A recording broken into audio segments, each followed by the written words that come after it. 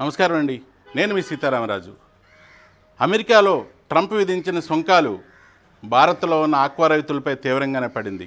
ఇప్పటికే అనేక ప్రకృతి వైపరీత్యాలతో ఇబ్బందులు పడుతున్న ఆక్వా రైతాంగం ఇప్పుడు 50% విధించిన సుంకంతో ఏం చేయాలో తెలియని పరిస్థితిలో ఒడ్డున పడ్డ రొయ్యల వారంతా కూడా ఇబ్బందులు పడుతున్నారు.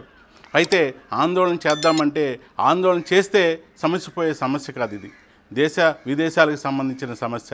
దాంతో వీరంతా నాయకుల చుట్టూ తిరుగుతున్నారు. తమను ఎప్పటికైనా గట్టెక్కించాలని వారంతా కోరుతున్నారు. ఈ క్రమంలో అనేక దఫాలుగా గోదావరి జిల్లాల్లో ఉన్న రైతాంగం అంతా సభలు సమావేశాలు నిర్వహించుకుని ఇప్పుడు కేంద్ర మంత్రి శ్రీనివాస్ వర్మను కూడా ఈరోజు కలిసి తమను రక్షించాలని, లేకపోతే ఆక్వా రైతాంగం అంతా చాలా ఇబ్బందులు పాలవుతామని కూడా చెప్పారు. దాంతో వెంటనే స్పందించిన భూపతిరాజు శ్రీనివాస్ వర్మ అయితే ఈ వినతి పత్రంతో పాటు తాను కూడా ప్రత్యేకంగా కేంద్రంతో సంప్రదించి ఇవన్నీ కూడా సవ్యంగా జరిగేలా చూస్తానని హామీ ఇచ్చారు.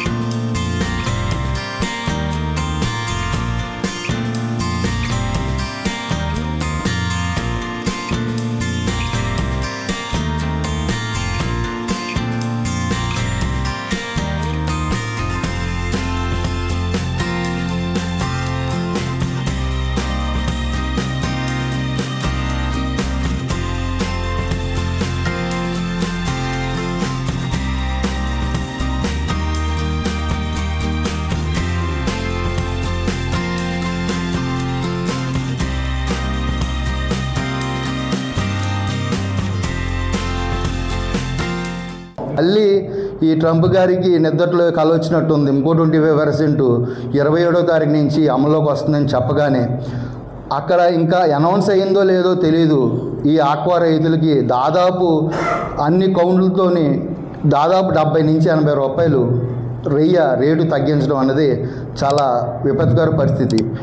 దీన్ని మీ దృష్టి ద్వారా తీసుకొచ్చి మా మోడీ గారి నాయకత్వంలో ఈ సమస్య ఇప్పుడు కొత్తగా విధించిన 25% ఇది రొయ్యి విషయంలో ఏమవుతుందంటే ఇటు ఆభరణాల మీద పడింది, అలాగే దుస్తుల మీద పడింది. కానీ ఈ రొయ్యల మటుకి ప్యానిక్ సిచ్యువేషన్, ఇటు వైరస్లో కానీ ఇంకోటి కానీ ఎక్కడ ఫీడ్ ప్లాంట్లో పనిచేసే వర్కర్లు, దీని మీద ఆధారపడినటువంటి మందుల కంపెనీలు, అందులో పనిచేసేటువంటి టెక్నీషియన్స్, ఏదైతే ట్రంప్ ట్యాక్స్లు ఉన్నాయో వీటి వల్ల ఈ రంగంలో ఉన్నటువంటి రైతులు వెసులుబాటు ఉంటే అది రైతుకు కూడా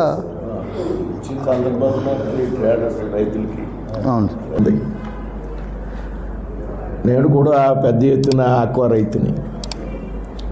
శ్రీనివాస్ వర్మ పాలిటిక్స్లోనే తిరుగుతాడు, ఊరికే తలబట్టలు వేసుకున్నాను అనుకుంటారు. నేను కూడా రైలు చెరువులు చేసి 70-80 ఎకరాలు 4-5 కోట్లు నష్టపోయినటువంటి వ్యక్తిని. ఆక్వా రైతు కనుక కంఫర్ట్గా లేకపోతే దాదాపు మార్కెట్లో అన్ని వ్యాపారాలు కూడా దెబ్బతినేటువంటి పరిస్థితి ముఖ్యంగా మన రాష్ట్రంలో, మన ప్రాంతంలో కనపడుతుంది. ఇది మన సమస్య, ట్రంప్ గారి సమస్య. ఇది రైతుకి సంబంధం లేదు పాపం. వాస్తవంగా ఇవాళ ఏదో రకంగా భారతదేశాన్ని కంట్రోల్ చేయాలి, భారతదేశాన్ని ఇబ్బంది పెట్టడం ద్వారా భారతదేశం మీద కొంత ఆధిపత్యం చెలాయించాలనేటువంటి ఆలోచనతో ఈ రకమైనటువంటి ఆలోచన చేస్తున్నాయి. గతంలో కూడా ఒకసారి ట్యాక్స్ విధించినటువంటి సందర్భం, తర్వాత దాన్ని వెనక్కి తీసుకున్నటువంటి సందర్భం కూడా మనకు తెలుసు. ఇవాళ 20% ట్యాక్స్ విధించి మళ్ళీ వారం రోజుల్లో మళ్ళీ ఇంకో 25%. ఇది పొలిటికల్, రాజకీయపరమైనటువంటి, రాజకీయం కూడా కాదు, ఇది దేశాన్ని భయపెట్టడం ద్వారా, బలహీనపరచడం ద్వారా మనం భారతదేశాన్ని కంట్రోల్ తీసుకోవాలి అనేటువంటి ఒక ఆలోచనతో చేశారు అనడంలో కూడా మనకి కామన్ మ్యాన్ కూడా అర్థమయ్యేటువంటి పరిస్థితి. గతంలో కూడా ఈ రకమైనటువంటి ట్యాక్స్లు మన మీద విధించినప్పుడు మనం కూడా పెద్ద ఎత్తున అమెరికా నుంచి వచ్చేటువంటి దిగుమతుల మీద మనం ట్యాక్స్లు విధించడం జరిగింది. ఆ తర్వాత వ్యవహారం పరిష్కారమై. కాబట్టి ఎవరో కూడా ఏ రకమైనటువంటి విమర్శలు కానీ వ్యాఖ్యానాలు కానీ చేయొద్దని మాకు ప్రధానమంత్రి గారి కార్యాలయం నుంచి మంత్రులందరికీ కూడా ఒక సూచన అదే రోజు రావడం జరిగింది. కాబట్టి మేము బయట ఎక్కడ మాట్లాడలే. వేళ మన రాష్ట్రం మన ప్రాంతంలో ఉన్నటువంటి ఆక్వా రైతుల సమస్య కాదు, ఇది దేశానికి సంబంధించినటువంటి ఇష్యూ, దేశంలో ఉన్నటువంటి వాణిజ్య రంగానికి సంబంధించినటువంటి ఇష్యూ.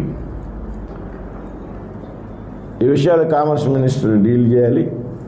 అది కూడా క్యాబినెట్లో మాట్లాడుకుని, ఫైనాన్స్లో మాట్లాడుకుని, ప్రధానమంత్రి గారి స్థాయిలో నిర్ణయాలు తీసుకునేటువంటి విషయం. తప్పనిసరిగా నేను పీయూష్ గోయల్ గారిని కలిసి సమస్య యొక్క సీరియస్నెస్ని, పీయూష్ గోయల్ గారు ఎంఓఎస్ ఎవరైతే ఉన్నారో జితేంద్ర ప్రసాద్, ఆయన వ్యక్తిగతంగా నాకు చాలా క్లోజ్ ఫ్రెండ్, ఆయనతో కూడా మాట్లాడాను ఆల్రెడీ ఫోన్లో. పీయూష్ గోయల్ గారిని వ్యక్తిగతంగా కలిసి ఏదైతే ఆక్వా పరిశ్రమ యొక్క సమస్యను వివరించి, తప్పనిసరిగా మీరైతే ఒక హామీ 50% ట్యాక్స్ ఏదైతే ఉందో ఇది నిలబడేటువంటిది కాదు అనేటువంటి ధైర్యం అయితే మీలో ఉంచుకోండి తప్పనిసరిగా. అంటే ఇది ఒక రైతుకే కాదు, దేశానికి సంబంధించి, దేశ ప్రతిష్టకి సంబంధించి, లేకపోతే ఒక దేశాన్ని బ్లాక్మెయిల్ చేయాలనేటువంటి ఆలోచనతో పెట్టినటువంటి ట్యాక్స్ ఇది. మనం కూడా ఈవేళ బలంగా ఉన్నాం, మనం కూడా సుంకాలు పెంచవచ్చు, ట్యాక్సులు పెంచవచ్చు. ఏదైతే చైనా ఈ రకమైనటువంటి పరిస్థితులు మన మీదకి వచ్చినప్పుడు దాదాపు 100 యాప్లు మనం రద్దు చేసాం, చైనాకి సంబంధించి యాప్ల్ని భారతదేశం.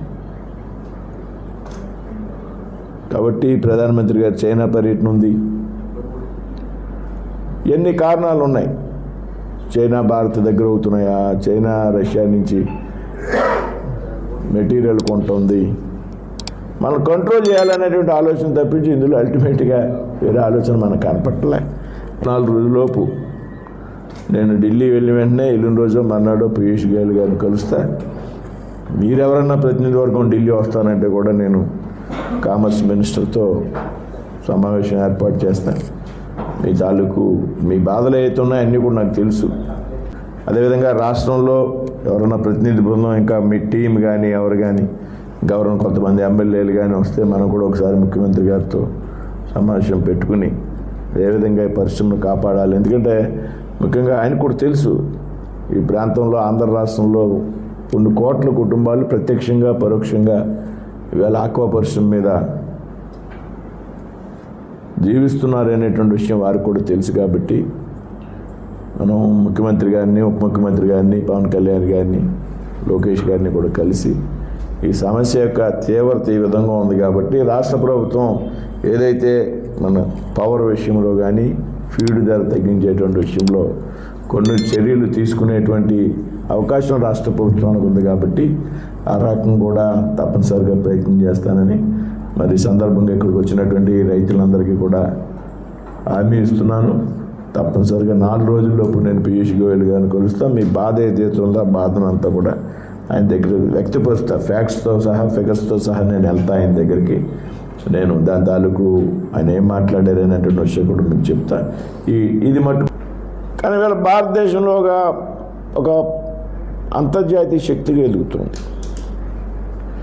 దీనికి కారణం ఏంటంటే మనం రష్యా నుంచి క్రూడ్ ఆయిల్ కొంటున్నాం. ఈ క్రూడ్ ఆయిల్ రష్యా నుంచి కొనొద్దు అనేటువంటి ఒక ప్రధానమైనటువంటి డిమాండ్. ఇవాళ క్రూడ్ ఆయిల్ కొనడం ద్వారా ఈ రష్యా ఉక్రెయిన్ యుద్ధం సంభవించిన నాటి నుండి కూడా భారతదేశం రష్యా నుండి క్రూడ్ ఆయిల్ కొనడం ద్వారా కొన్ని లక్షల కోట్ల రూపాయల యొక్క లబ్ధి పొందడం జరిగింది.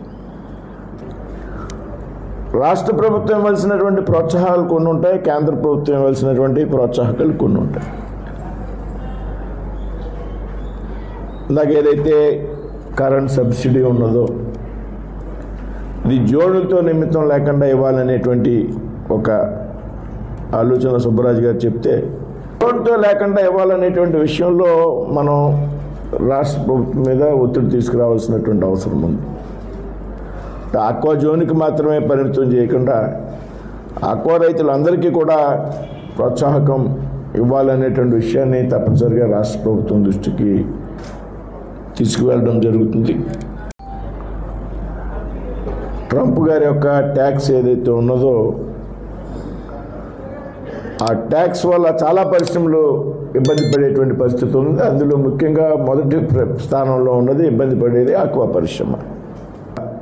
జోన్తో నిమిత్తం లేకుండా కరెంటు సబ్సిడీ ఇటువంటి విషయంలో రాష్ట్ర ప్రభుత్వంతో మాట్లాడాల్సినటువంటి అవసరం ఉంది. ఈ హామీతో రైతాంగం అయితే కొంత ఊపిరి పీల్చుకున్నారు. ఎందుకంటే తమకు వేసిన ఈ సుంకాల వల్ల ఇప్పటికే దిగుమతులు ఆగిపోయాయి. ఇక ముందు కూడా పట్టుబడులు పట్టవలసిన రైతాంగం పరిస్థితి ఏంటన్నది వారి ఆందోళన. అయితే ఈ క్రమంలో శ్రీనివాస్ వర్మ ఇచ్చిన హామీతో వీరంతా కూడా కొంత వెసులుబాటు కలగవచ్చన్న ఆశాభావంతో ఉన్నారు. ఇది ఈనాటి ఎపిసోడ్. మరో ఎపిసోడ్తో మీ ముందుంటా. Please subscribe.